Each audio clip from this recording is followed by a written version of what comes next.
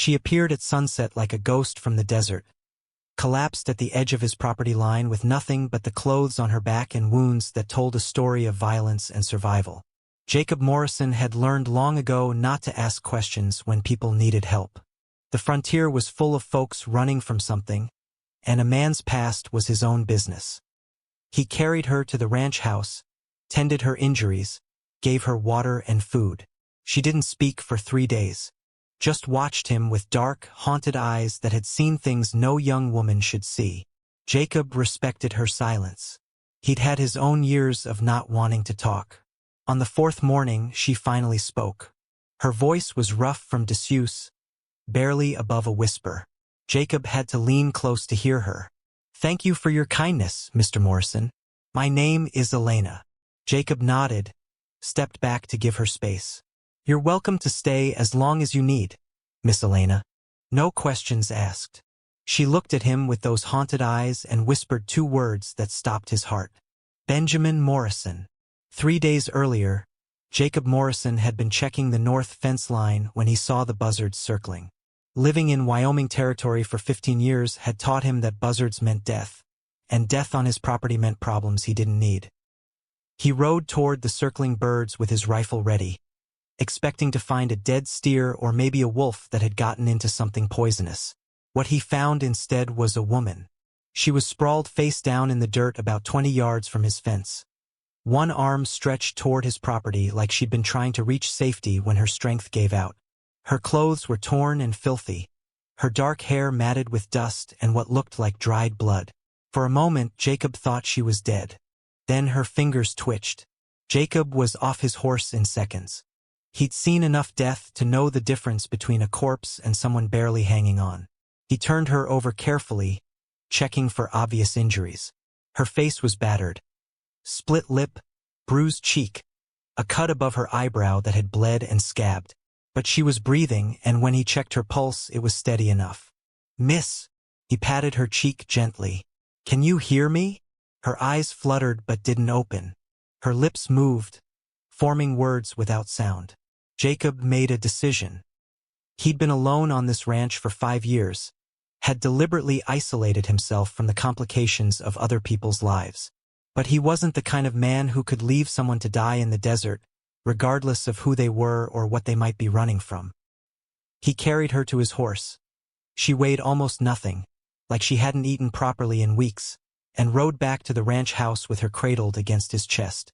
She stirred once during the ride, murmuring something in Spanish that he didn't catch, then fell back into unconsciousness. The ranch house was modest, 3 rooms and a covered porch, built solid to withstand Wyoming winters. Jacob laid her on his bed, the only bed in the house, and began the process of assessment. He wasn't a doctor, but 15 years on the frontier had taught him basic field medicine. The injuries were concerning but not immediately life-threatening. The head wound was superficial. Her ribs were bruised, possibly cracked, but not broken through the skin. Her feet were torn up from walking without proper shoes. He found the remnants of leather boots nearby, worn completely through. She was severely dehydrated and malnourished. But the worst injuries were the rope burns on her wrists and the bruising around her throat. Someone had bound her. Someone had hurt her deliberately. Jacob felt old anger stir, the kind he'd spent 5 years trying to bury. He forced it down, focused on the practical work of cleaning wounds and offering water. She swallowed reflexively when he dripped water into her mouth, which was a good sign. For 3 days, she drifted in and out of consciousness.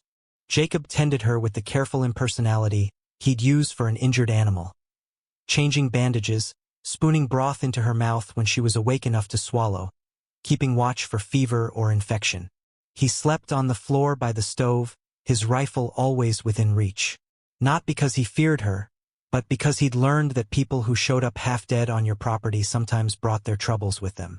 If someone had hurt this woman, they might come looking to finish the job. She watched him when she was conscious. Never spoke, just watched with those dark eyes that seemed to be cataloging everything. His face, his movements, the layout of the house, the rifle by the door. Jacob wondered what she was thinking, whether she was afraid of him, whether she was deciding if she could trust him. On the third night, he woke to find her sitting up in bed, moonlight from the window illuminating her face.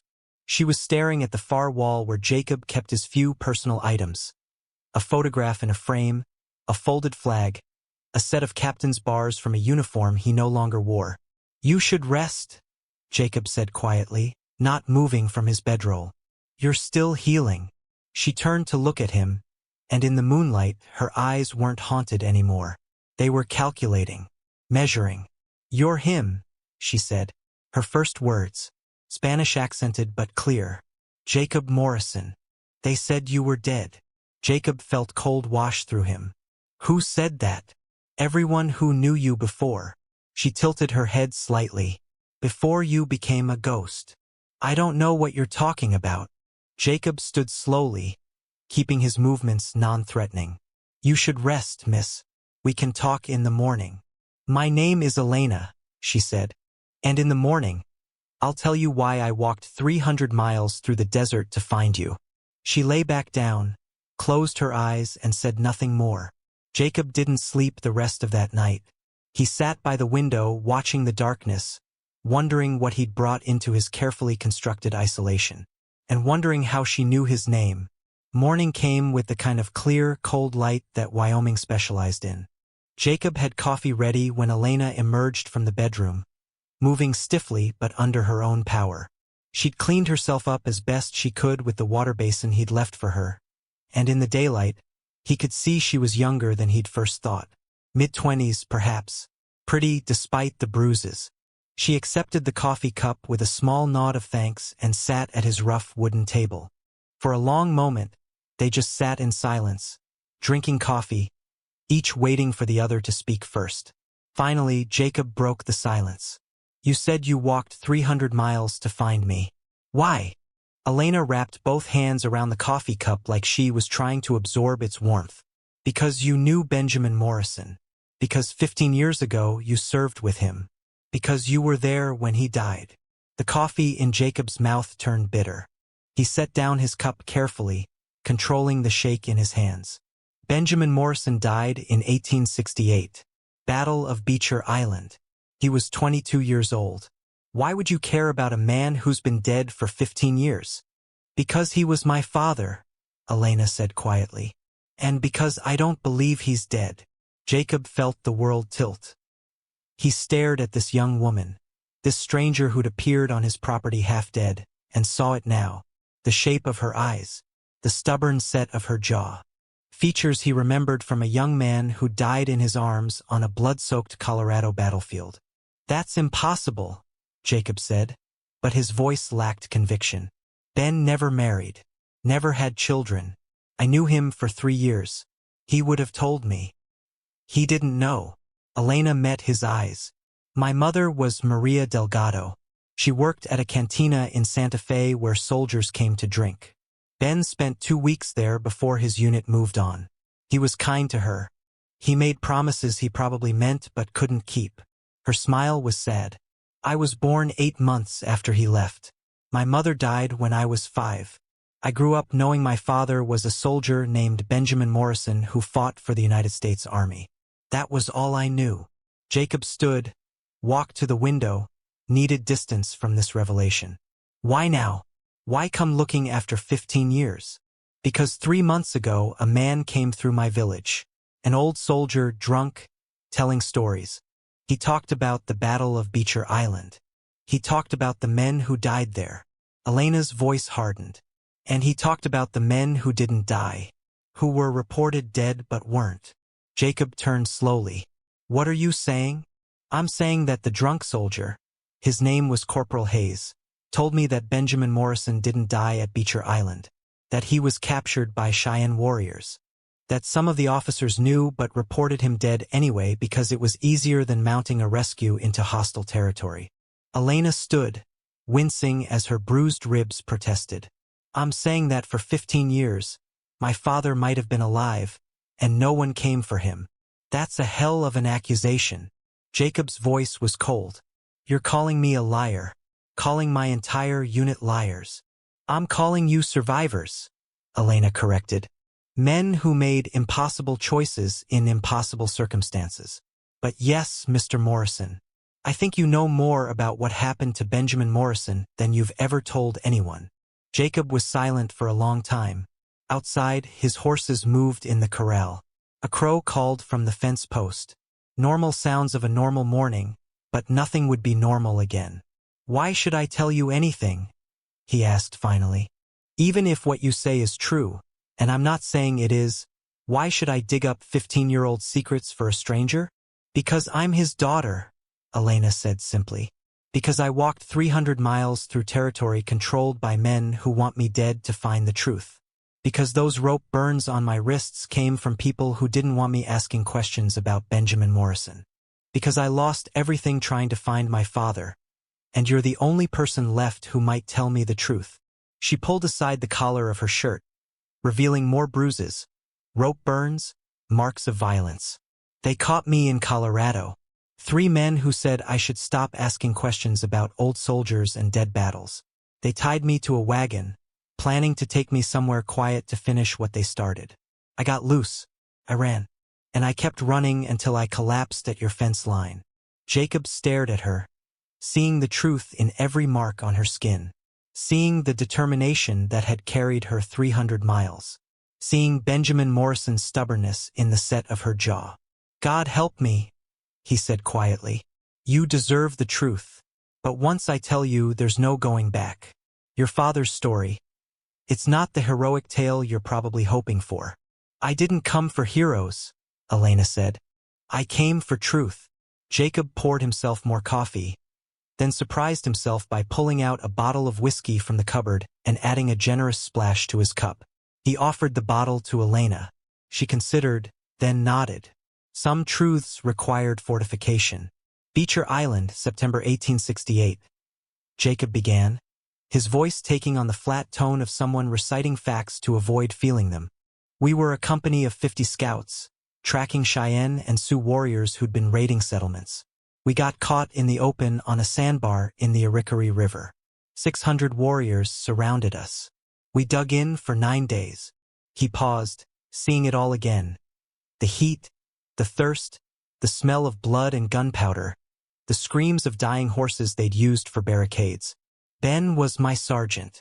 Good soldier. Better man. He was 22 years old and already being talked about for officer candidate school. Smart, brave, the kind of man other men would follow into hell. Jacob's hands tightened around his cup. On the 7th day, we were down to almost no ammunition. No food. We'd been eating horse meat and drinking muddy river water. Men were dying from wounds that would have been treatable if we'd had supplies. Elena listened without interrupting, her dark eyes fixed on his face. Ben volunteered for a suicide mission, Jacob continued. We needed help. Reinforcements, supplies, anything. Someone had to get through the siege and reach Fort Wallace, 30 miles away. It was basically impossible. The Cheyenne had scouts everywhere. But Ben said he'd do it. Said he grew up hunting in Tennessee woods and knew how to move quiet. Jacob stood, paced to the window. The story was coming faster now. 15 years of suppressed memory pouring out. I was his captain. I should have ordered him to stay. Should have gone myself. But I was already wounded. Took an arrow through the shoulder on day 3, and Ben was our best chance. So I let him go. His voice cracked slightly. I sent him to his death. But he made it, Elena said quietly. The fort got the message. Help came. Help came, Jacob confirmed. 3 days later, the siege broke. We survived. He turned to face her. But Ben never made it to the fort. Another scout named Richards did. He left the same night, different direction. Richards got through. When the relief column arrived and Ben wasn't with them, we assumed he'd been caught and killed. But he wasn't killed, Elena pressed. That's what Corporal Hayes told me. He said Ben was captured alive. Jacob closed his eyes. This was the part he'd never told anyone. The part that had eaten at him for 15 years. 2 years after Beecher Island, I was stationed at Fort Lyon. A Cheyenne woman came in under peace flag, looking to trade. I was on duty at the gate. She saw my name on the roster, Captain Jacob Morrison, and asked if I knew Benjamin Morrison. He opened his eyes, looked at Elena. She said the Cheyenne had captured a soldier named Morrison during the Beecher Island fight. Said they'd kept him alive, planning to use him for prisoner exchange. But by the time peace talks started, he'd been moved north, traded to another band. She didn't know what happened after that. Elena's hand was at her throat. You knew. For 13 years, you've known my father might be alive. I reported it, Jacob said defensively. Went straight to my commanding officer. Know what he said? Morrison is officially dead. We're not starting a war over ghost stories from a Cheyenne woman. Let it go. Jacob's voice turned bitter. So I did. I let it go. I buried the information, buried the guilt, and eventually I buried myself out here where I wouldn't have to think about it. But you did think about it, Elena said, gesturing at the photograph on the wall. A faded image of young soldiers in uniform, Benjamin Morrison's face circled in pencil. You kept his picture. You remembered. Remembering doesn't help anyone. It helped me find you. Elena stood, moved closer. If my father was traded to another Cheyenne band in 1870, he might still be alive. He'd be 37 years old. Old for a captive, but possible. Some prisoners were adopted into tribes, given new lives. If he's alive, Mr. Morrison, I need to find him. Even if he's alive, he won't be the man you're imagining, Jacob said harshly. 15 years with the Cheyenne? He won't remember English, won't remember his old life, might not want to be found. Some captives don't want rescue. That's his choice to make, Elena said firmly. But I have to try, and you're going to help me. The hell I am. I'm done with that life. Done with the army. Done with fighting. Done with digging up the past. Elena pulled a folded paper from her pocket, handed it to Jacob. He opened it, found himself looking at a wanted poster. The face was Elena's. The crime? Murder. The reward? $500. I killed one of the men who tried to kill me, Elena said quietly. I'm wanted in Colorado. I can't do this alone. Help me find my father, Captain Morrison, and I'll disappear. You'll never see me again. But if you send me away, those men will find me. And everything I've suffered will be for nothing. Jacob spent 2 days wrestling with his conscience. 2 days of watching Elena recover her strength, of seeing Benjamin Morrison's features in her face, of remembering the young sergeant who'd volunteered for a suicide mission and disappeared into the dark. On the third morning, he started packing supplies. Elena watched from the porch as he loaded his saddlebags with jerky, hardtack, ammunition, and medical supplies. She didn't say anything. Didn't need to. They both knew he'd already made his decision. We're not going to Colorado, Jacob said, tightening the straps on his saddle. Too many people looking for you there. We're going north to Montana Territory. There's a trading post near the Tongue River where a man named Samuel Bridger operates. He's traded with the Cheyenne for 40 years. If anyone knows what happened to white captives from that period, it's him. How long will it take? Elena asked. 2 weeks if the weather holds. Longer if it doesn't. Jacob glanced at her. You strong enough to ride? I walked 300 miles. I can ride. Walking and riding are different. Riding with cracked ribs is going to hurt like hell. Elena smiled grimly. Everything hurts. I'm used to it. They left at dawn the next day. Jacob on his sturdy roan gelding, Elena on the gentler mare he used for supplies. They rode north through Wyoming Territory's vast grasslands, keeping away from main trails and settlements. Jacob had spent 5 years learning to be invisible. Now those skills served a different purpose. Elena proved to be a capable rider despite her injuries. She didn't complain, didn't slow them down, rode with the kind of grim determination that reminded Jacob powerfully of her father. Benjamin had been like that too, quiet, stubborn, refusing to acknowledge pain or weakness. They made camp the first night in a sheltered canyon. Jacob built a small fire for coffee and warm salt pork. They ate in silence, both exhausted from the day's ride. Tell me about him, Elena said finally. About Benjamin. Not the soldier, the man. Jacob stared into the fire, remembering. He was from Tennessee, small town in the mountains. grew up hunting and fishing, joined the army to see the world, ended up seeing more war than world. He smiled slightly. He was terrible at poker but played anyway. Could shoot a whiskey bottle off a fence post at 100 yards. Had a scar on his left hand from a knife fight in Kansas City that he never explained. Did he talk about family? His parents died when he was 16. Cholera. He had a sister, but they'd lost touch after she married and moved east.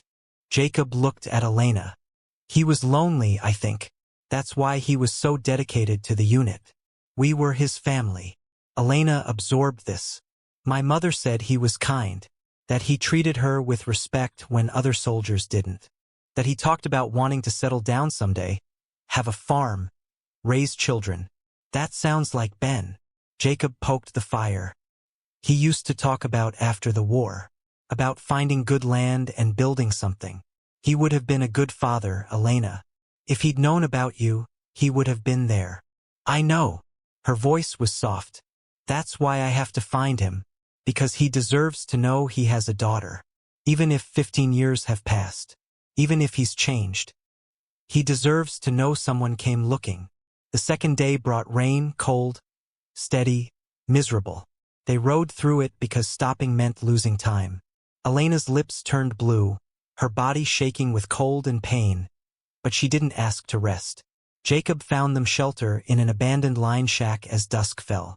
They stripped off wet clothes, wrapped in blankets, huddled near the small fire Jacob coaxed to life. Those men who hurt you, Jacob said, breaking the long silence. The wanted poster says murder, but you said self-defense. What happened? Elena stared at the fire. There were 3 of them. They caught me in a town called Silverton, asking questions about the Battle of Beecher Island. They said I was stirring up old business that should stay buried. Said people didn't want me digging into what happened to Benjamin Morrison. She touched her throat where bruises still darkened the skin. They took me to a barn outside town, tied me up, said they'd teach me to stop asking questions. How'd you get away? The rope was old, wet from rain. I worked at it for hours while they drank and argued about what to do with me. When it finally gave, I grabbed a shovel leaning against the wall. Her voice went flat. One of them came at me. I swung, caught him in the temple. He went down and didn't get up. The other 2 were drunk enough that I made it to their horses before they realized what happened. And you've been running since? Yes. Elena looked at him. I killed a man, Captain Morrison. I don't regret it, he would have killed me. But it changed me. Made me understand what my father must have gone through. The choices soldiers make. The things you carry. Jacob nodded slowly. War makes killers of us all. Some of us just take longer to reach that point than others. They sat in silence, 2 people carrying violence and guilt, riding north toward uncertain answers. Samuel Bridger's trading post sat in a valley where the Tongue River bent like a snake. It was part fort, part store, part neutral ground where white traders and native peoples had conducted business for decades. Bridger himself was a legend. A grizzled 60-year-old who'd survived Indian wars, blizzards, and the changing frontier through sheer adaptability and respect for the cultures he moved between. He recognized Jacob the moment they rode into the post's yard. Jacob Morrison, Bridger said, stepping off his porch. Heard you were dead. Or retired. Or both.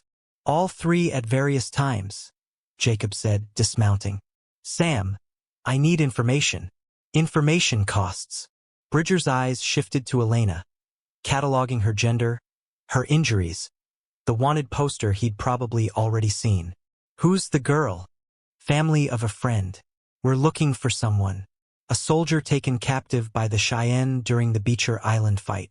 Benjamin Morrison. You heard of him? Bridger's weathered face went carefully neutral. That's old history. Why dig it up? Because his daughter deserves to know what happened to him. Jacob gestured to Elena. This is Elena Delgado. She's come a long way for answers. Bridger studied Elena for a long moment, then sighed. Come inside. This isn't a conversation for the yard. The trading post's interior was dim and cluttered. Furs, tools, weapons, trade goods stacked everywhere. Bridger poured them coffee from a pot that looked like it had been brewing since the previous week, thick and bitter as medicine. I knew about Benjamin Morrison, Bridger said finally. Knew about him for years. Most of us old traders did. Elena leaned forward. He's alive. Was. Can't say for certain about now. Bridger sat heavily. After Beecher Island, the Cheyenne who captured him moved north with their band. They were planning prisoner exchange, but things got complicated. Army wouldn't negotiate, so Morrison got passed between bands, sometimes as prisoner, sometimes as adopted member. By 1872, he was living with a northern Cheyenne group near the Powder River. How do you know this? Jacob demanded. Because I saw him. Bridger's words fell like stones. Winter of 1873. I was trading with that band. Saw a white man among them, speaking Cheyenne, wearing their clothes. Asked about him carefully. You don't question adoption in Cheyenne culture. But got the story. Former soldier. Captured years before. Chose to stay. Chose? Elena's voice cracked. He chose to stay with the people who captured him? It happens more than you think, Bridger said gently. Captives who integrate, who build new lives. By 1873, Morrison had been Cheyenne for 5 years. He had a wife. He had standing in the community. He'd made a new life. Jacob felt like he'd been punched. Did you talk to him? Did he remember his old life? I tried. He spoke English still, though rusty. He remembered the army, remembered the battle. But when I asked if he wanted help getting back to white society, he refused. Said he'd died at Beecher Island. Said Benjamin Morrison was gone. He'd taken a Cheyenne name. Bridger paused, trying to remember. Voca something. Means white wolf or similar. Elena was crying silently, tears tracking down her bruised face. Where is he now? Is he still with that band? Bridger's expression turned grim. That's the hard part. That band was caught in the wrong place at the wrong time. Winter of 1876, you remember that winter, Jacob? Custer's last campaign. Army was rounding up any Cheyenne they could find, forcing them onto reservations. The band Morrison was with got caught up in it. They were moved to the reservation at Fort Keogh. But Morrison, he trailed off. What happened to him? Elena demanded. Records say he died. Pneumonia, winter of 1877. That's what the fort doctor recorded. Bridger's tone suggested he didn't fully believe it. But there were rumors. Some said he escaped during the move. Others said he was separated from the band and sent to a different reservation. The records from that time are a mess. Soldiers who couldn't tell one native man from another, people using different names. It's possible Morrison died. It's also possible he's still out there somewhere under a different name. Fort Keogh, Jacob said. That's near Miles City. 3 days' ride from here. If you're thinking of going there, be careful, Bridger warned. The fort's full of soldiers who don't like questions about the old campaigns. And if Morrison is alive and doesn't want to be found, they'll protect that. The army doesn't like reminders of prisoners they abandoned. Elena wiped her eyes, straightened her shoulders. I don't care what they like. I didn't come this far to turn back now. Bridger looked at her with something like respect. You're your father's daughter, all right? He had that same stubbornness, that same refusal to quit. He turned to Jacob. Watch her back, Morrison. There are people who won't want this story getting out. I know, Jacob said quietly. We've already met some of them. They left Bridger's post at dawn the next morning, riding east toward Fort Keogh, toward answers that might be 15 years too late. Fort Keogh sat on the banks of the Tongue River, a collection of wooden buildings and parade grounds that represented the United States Army's presence in Montana Territory. Jacob and Elena arrived on a gray afternoon when drizzle made everything look dingy and unwelcoming. Jacob's old rank and service record got them past the gate, but his request to see historical records about Cheyenne prisoners from 1876 to 1877 met immediate resistance. Those records are sealed, the post adjutant said. A young lieutenant who probably hadn't been born when Benjamin Morrison was captured. You'll need authorization from the Territorial Command to access them. How long will that take? Jacob asked. Weeks, maybe months. They left the office, stood in the drizzle, considering their options. Breaking into a military fort to steal records was suicidal. But waiting weeks for authorization meant Elena remained a fugitive, vulnerable to the men hunting her. "There's another way," Elena said quietly. "If my father was held here, even briefly, there might be people who remember. Not officers, regular soldiers, scouts, the people who actually interact with prisoners." It was a good idea. They spent 2 days haunting the saloons and boarding houses near the fort, buying drinks and asking careful questions. Most people knew nothing or weren't talking. But on the third evening, they found someone. His name was William Taggart, a former Army scout now working as a stable hand. He was Crow, had served as translator and intermediary during the Cheyenne removals. He listened to Elena's story in a dark corner of a rundown saloon, studying her face as she spoke. "I remember a man called White Wolf," Taggart said finally. "Northern Cheyenne, adopted white captive. He came through Fort Keogh in early '77 with a band being relocated. He was sick, lung fever from the winter march. Fort doctor said he'd die within days. But he didn't," Elena said. "It wasn't a question." Taggart smiled slightly. "The Cheyenne don't believe white medicine is the only medicine. White Wolf's wife, Cheyenne woman named Montecita. She nursed him. Used traditional remedies. He recovered, but slowly. By the time he was well enough to travel, his band had already been moved to the reservation." "Where did he go?" Jacob asked. "That's where it gets interesting." Taggart leaned forward.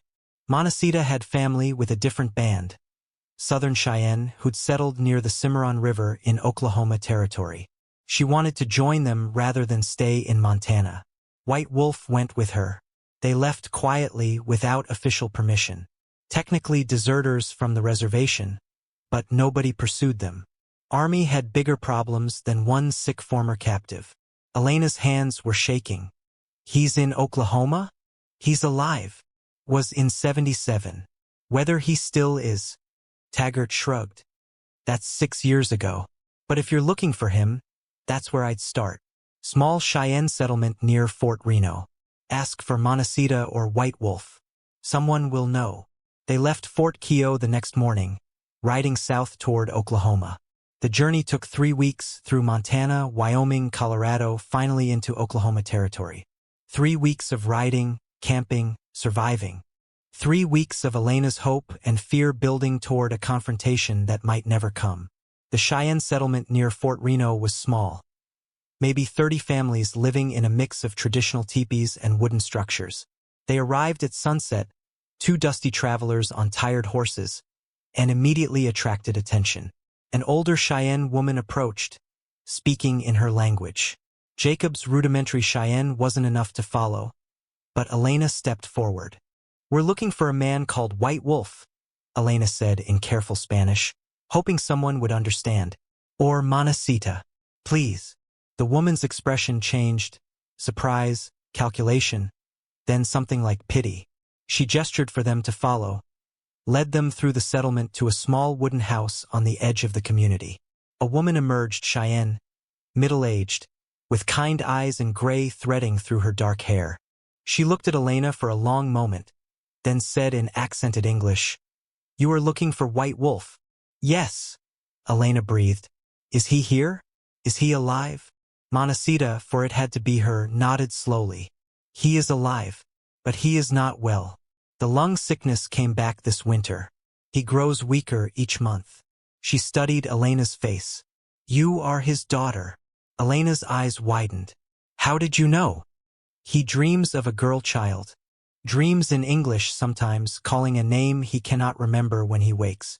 He has known, I think, that somewhere he has family." Montecita opened the door wider. "Come. Meet the man who was Benjamin Morrison." Inside, the house was dim and warm. An older man sat by the fire, wrapped in blankets despite the summer heat. He was thin, his face weathered and scarred, his hair long and gray. But his eyes, when he looked up at Elena, were the same hazel brown she saw in her mirror every morning. "Hello, father," Elena whispered in English. "My name is Elena. I've been looking for you for a very long time." Benjamin Morrison, white wolf, stared at her. And then, impossibly, tears began streaming down his weathered face as memories 15 years buried began, finally, to surface. Jacob Morrison stood on the porch of the small house, watching the sunset paint the Oklahoma sky purple and gold. Inside, Elena sat with her father, bridging 15 years and 2 cultures with halting conversation in mixed English, Spanish, and Cheyenne. Benjamin Morrison, white wolf, was dying. The lung sickness that Montecito had fought for years was winning. But he would die knowing his daughter had found him, knowing someone had cared enough to search. Jacob thought about the young sergeant who'd disappeared into the dark at Beecher Island, about the guilt he'd carried for 15 years, about how one name, whispered by a desperate young woman, had dragged him back into the world he'd been hiding from. Elena emerged as full darkness fell. "He wants to speak with you," she said. "He remembers you, wants to say goodbye." Jacob went inside. The old soldier and the dying warrior looked at each other across 15 years and countless changes. "Thank you for bringing her," Benjamin whispered. "Thank you for not forgetting." "I never could," Jacob replied. "Brothers don't forget." Some debts, he understood now, could only be repaid with truth. And sometimes truth was worth any journey.